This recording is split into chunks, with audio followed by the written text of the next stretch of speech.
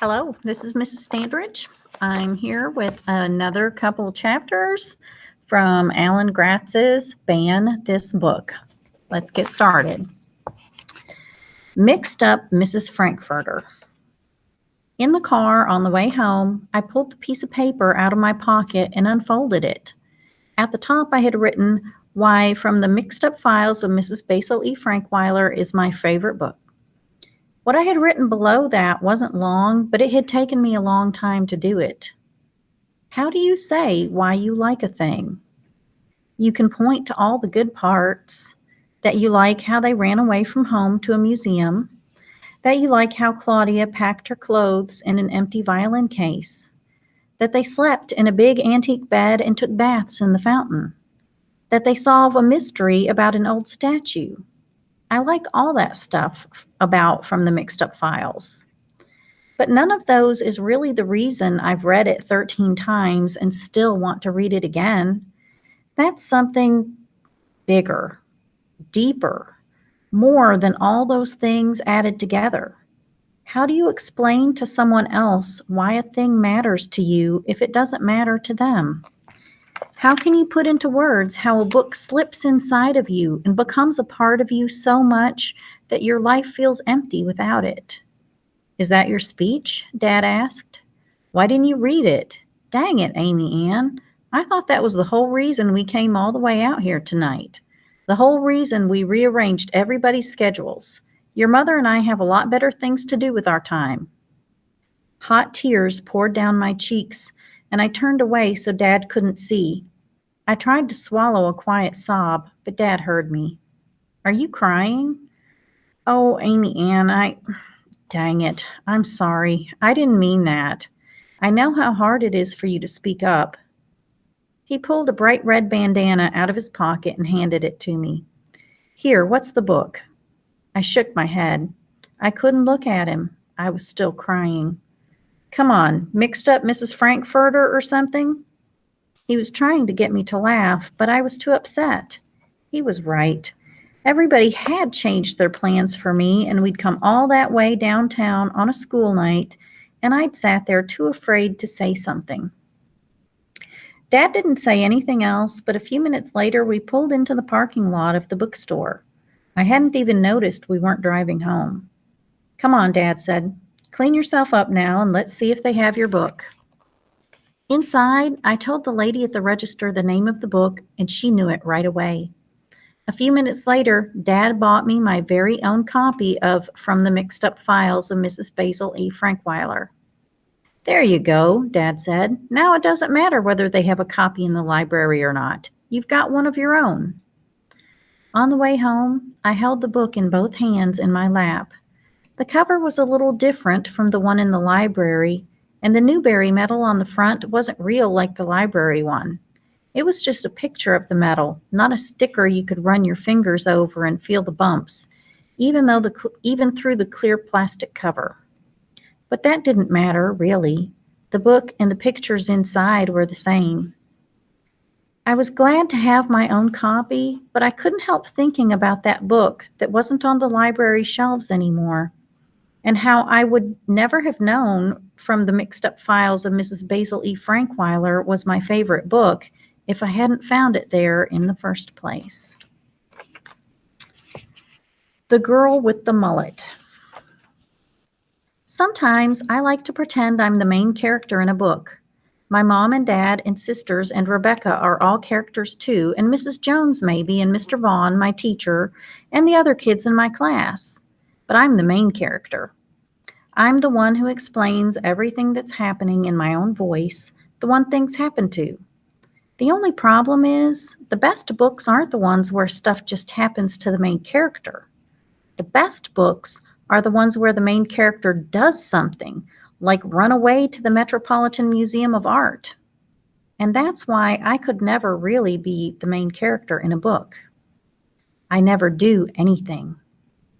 I stuck my bookmark in From the Mixed Up Files right at the point where Claudia and Jamie collect $2.87 in coins from the restaurant fountain in the museum and watch out the window of the bus as it took me to school. I'd already read all the way through my new copy of From the Mixed Up Files once already, before I went to bed. We stopped at Rebecca's house, and she flopped down in the seat next to me. "How was the school board meeting?" she asked. I shrugged. "You would have liked it. They said make a motion, and I second that a lot."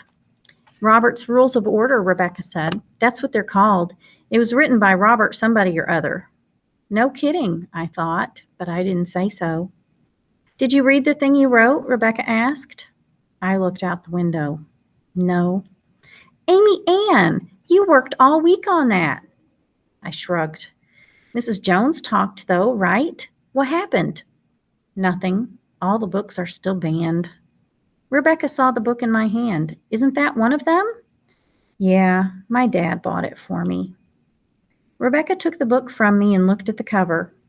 "You're all the time talking about what a great book this is. What's so bad about it?" "Nothing," I told her. "That lady said it teaches kids to lie and steal and cheat, but they don't do any of that stuff." Only, now I thought about it, they do lie about running away to the museum. And Jamie does cheat at cards. And I guess you could call it stealing when they do take the coins from the fountain. "Well, they kind of do, I guess," I said. Rebecca's eyes lit up. "Cool. Can I read it?" I was surprised. All the times I'd talked about From the Mixed Up Files, Rebecca had never once been interested in reading it, until now. "Okay," I said. I pulled my bookmark out and gave it to her. "Only don't lose it." Rebecca looked pleased with herself. She started flipping through it to look at the pictures. I grabbed the book and closed it. "Don't look ahead. You'll spoil it." Danny Purcell leaned over the back of our seat. "Hey, are you guys talking about the books Trey's mom got banned?" Rebecca blushed the way ladies do around my dad. She liked Danny, only she never said so. Sometimes when I was talking to her in class and I realized she wasn't listening, it was always because she was watching Danny. I didn't get it. Danny was nice and he was good at sports and gym class, but all he really seemed to care about was his hair. He had a big football helmet of hair that he wore down to his eyes like the frosting on a cupcake, and he was all the time combing it down with his fingers to make sure it was swirling the right way. "I saw the list in the newspaper," Danny said. "You read the newspaper?" I thought, but I didn't say it. "I read that list," Danny said, "and I realized I know one of those books, you know? Like, not from my class. It took me a while, but then I remembered why. We own one of them. It's on this bookshelf in my house. It's been there like forever." I perked up. "Which one?" Danny threw his head back to flick his hair into place. "Something about waiting for a girl? I don't remember. But the cover has this girl with a mullet talking to a ghost." "What's a mullet?" I asked. "It's when your hair's short in the front and the sides, but long in the back," Danny explained, the hair expert. "Girls don't wear mullets," Rebecca said. "Well, this one does." I tried to remember the other books on the list. "Is it Wait Till Helen Comes?" "That's it! Mom said it was like her favorite book when she was a kid. Man, I hope she never had a mullet. That is not a good look." Wait Till Helen Comes was one of the books on the list I hadn't read. "Can I borrow it?" I asked. Rebecca and Danny both looked at me in surprise. Sure, yeah," Danny said. "I'll bring it tomorrow." Rebecca looked lasers at me, like I was interested in Danny too.